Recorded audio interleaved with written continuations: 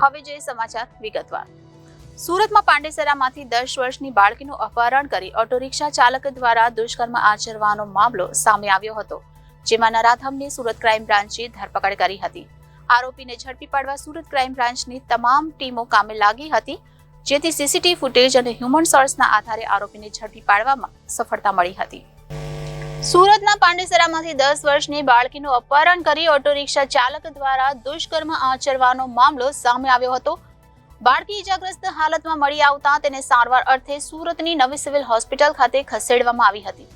Medical તપાસમાં બાળકી જોડે દુષ્કર્મ થયાનું બહાર આવ્યું હતું। આરોપીને ઝડપી પાડવા સુરત ક્રાઇમ બ્રાન્ચની તમામ ટીમ કામે લાગી હતી। સીસીટીવી ફૂટેજ અને હ્યુમન સોર્સના આધારે આરોપીને ઝડપી પાડવામાં સફળતા મળી હતી।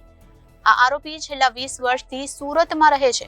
અગાઉ આરોપી પાંડેસરા વિસ્તારમાં કામ કરી ચૂક્યો હોવાથી તમામ વિસ્તારથી પરિચિત હતો।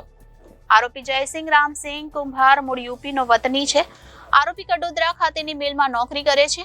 બાળકીની એકલતાનો લાભ લઈ 600 રૂપિયા આપી પોતાની સાથે લઈ ગયો હતો, જ્યાં એક રાત બાળકીને પોતાની સાથે રાખી હતી। ત્યારબાદ બાળકી જોડે દુષ્કર્મ આચર્યું હતું। ત્યારબાદ કડોદરા વરેલી ખાતેથી ઓટો રિક્ષામાં બેસાડી તરછોડી દીધી હતી। 5 પીઆઈ 10 પીએસઆઈ ડીસીપી દ્વારા સુપરવિઝન કરવામાં આવ્યું હતું। 80 જેટલા ક્રાઇમ બ્રાન્ચના માણસો કામે લાગ્યા હતા। રાત્રે 10 કલાકથી સવારે 7 વાગ્યા સુધી તપાસ કરવામાં આવી હતી। આરોપી પહેલા બાળકીના ઘર નજીક રહેતો હતો। એક ઘર અને ચાલી ચેક કરવામાં આવી હતી।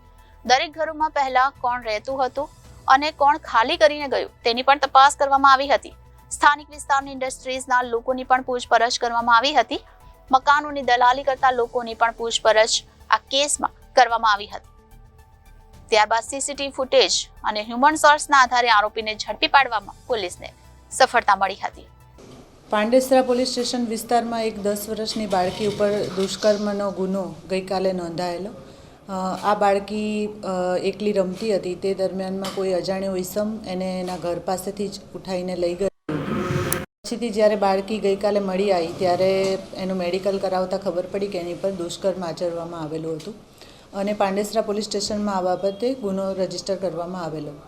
ઘટનાની જાણ થતાં ક્રાઇમ બ્રાન્ચની સમગ્ર ટીમ, તમામ પીઆઈ પીએસઆઈઝ અને તમામ કર્મચારીઓ આ બાળકી ઉપર જે આ દુષ્કૃત્ય કરનારા ઈસમને શોધી કાઢવામાં લાગી ગયેલી અને એક રાતની અથક મહેનત બાદ આરોપીને પકડવામાં સફળતા મળી અને એક નાનામાં નાની ક્લૂને ફોલો કરતાં કરતાં ટીમ આ આરોપી સુધી પહોંચી। જે આરોપી છે એનું નામ જયસિંહ રામેશ્વરસિંહ કુંભાર છે। ઓરિજિનલી યુપીનો રહેવાસી છે અને કડોદરા વરેલી વિસ્તારમાં એક મિલમાં એ કામ કરે છે। 20 વર્ષથી એ અહીંયા રહે છે અને આગળ એ પાંડેસરા વિસ્તારમાં પણ કામ કરી ચૂકેલો હતો। એણે આગળ કામ કરેલું હતું એટલે એરિયાથી એ માહિતગાર હતો અને આ બાળકી જે બહાર રમતી હતી એની એકલતાનો લાભ લઈ અને એને લઈ ગયેલો।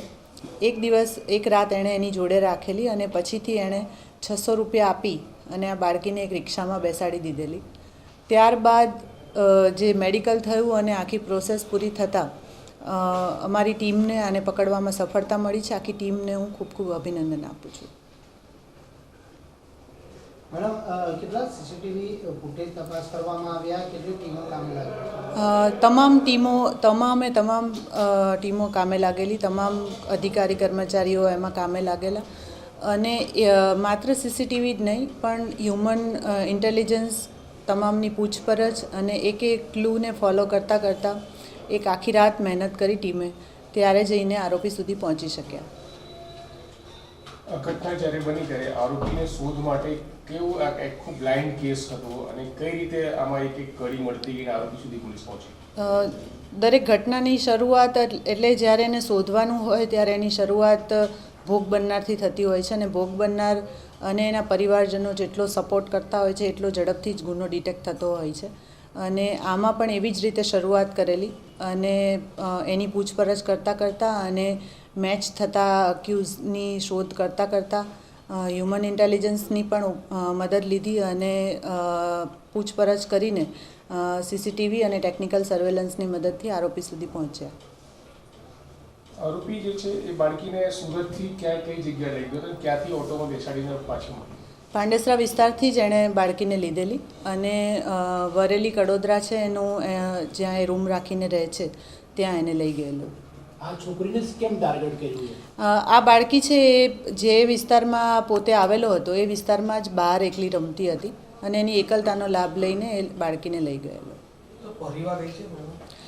બાળકીનો પરિવાર છે એની સાથે અને આરોપીનો પરિવાર પણ છે. કડોદરા લઈ ગયો હતો ત્યારબાદ સુરત નવી સિવિલ 4 રસ્તા ખાતે છોડી ગયો હતો, શા માટે? એને ત્યાંથી કોઈ રિક્ષામાં બેસાડી દીધેલી અને જે ઇન્સિડન્ટ પ્લેસ ઉપર લઈ ગયેલો હતો ત્યાંથી એણે રિક્ષામાં બેસાડી દીધેલી, એટલે બાળકી બીજા કોઈની સાથે રિક્ષામાં આવેલી. આરોપીના પરિવારમાં કોણ કોણ છે? એની વાઈફ છે અને 3 સંતાનો છે, બધા જ છે, એનું ફૂલ ફેમિલી છે. Reporter Arvind Rathod, Janadesh news, Surat.